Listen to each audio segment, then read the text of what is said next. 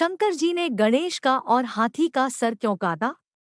जो अपने बेटे को नहीं पहचान सका वो शंकर भगवान कैसे हो सकता है? शंकर जी ने एक न्याय का उदाहरण दिया था जो समझने के बहुत आवश्यक है।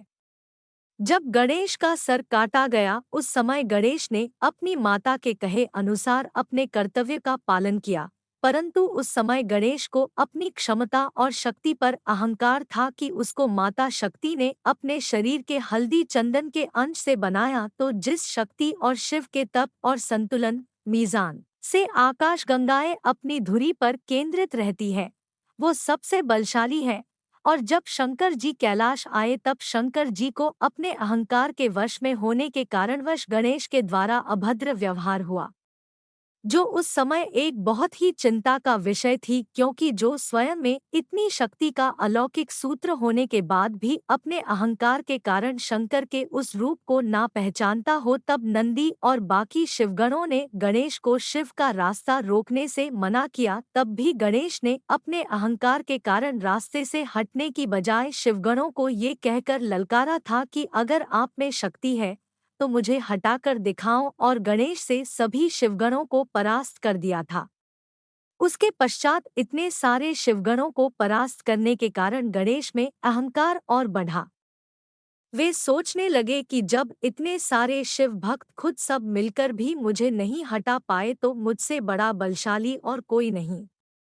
जिस कारण शंकर जी को गणेश का अहंकार तोड़ने हेतु उनसे युद्ध करना पड़ा, और गणेश के धड़ से उनके सर को अलग करके उन्होंने ये बताया कि शक्ति के शरीर से जन्मा बालक तो बहुत बलशाली है, किंतु उसके अहंकार को नष्ट करना अतिआवश्यक है, क्योंकि अहंकार सभी नाशों का जनक होता है। और जब पार्वती के पुनः अनुग्रह पर शंकर जी ने गणेश को पुनः जीवित करने का निर्णय इसलिए लिया था कि पार्वती एक पूर्ण स्त्री थी,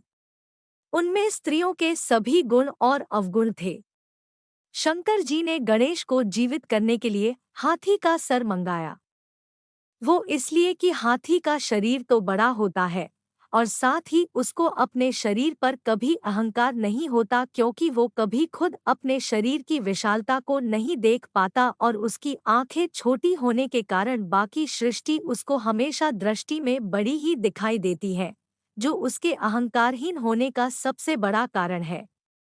लेकिन अब सवाल ये था कि गणेश एक बालक है और गणेश को एक बालक का ही सर लगाया जा सकता है, तो उन्होंने एक हाथी के बच्चे को लाने के लिए अपने गणों को भेजा और ये भी बताया कि जो नवजात हाथी अपनी माँ के पास लेटा हो पर उसकी माँ उसकी तरफ पीठ करके लेटी हो, उसी हाथी के सर को लाना है। इससे हाथी की माँ को भी अपनी गलती का एहसास होगा, जो आज भी एक मिसाल है कि माँ अपने बच्चे को सीने से लगाकर सोती है, कभी पीठ करके नहीं सोती, क्योंकि वो जानती है कि पीठ पीछे उसके बच्चे की रक्षा कौन करेगा। जब गणेश को हाथी का सर लगाया गया तब वो जीवित हुए और उनके शरीर पर हाथी का सर होने के साथ उनका अहंकार क्षीण हो गया, और पार्वती के आग्रह पर सभी देवताओं ने उनको आशीर्वाद भी दिया कि वे सदैव अपने ऊपर अहंकार ना करें, हमेशा ये सोचकर रहे कि उनके पास जितनी शक्तियां हैं वे सभी देवताओं के कारण है। तब से गणेश में कभी अहंकार नहीं आया और शिव ने गणेश के धड़ पर हाथी का सर लगाकर ये भी उदाहरण दे दिया कि कभी भी अहंकारी व्यक्ति देव नहीं हो सकता।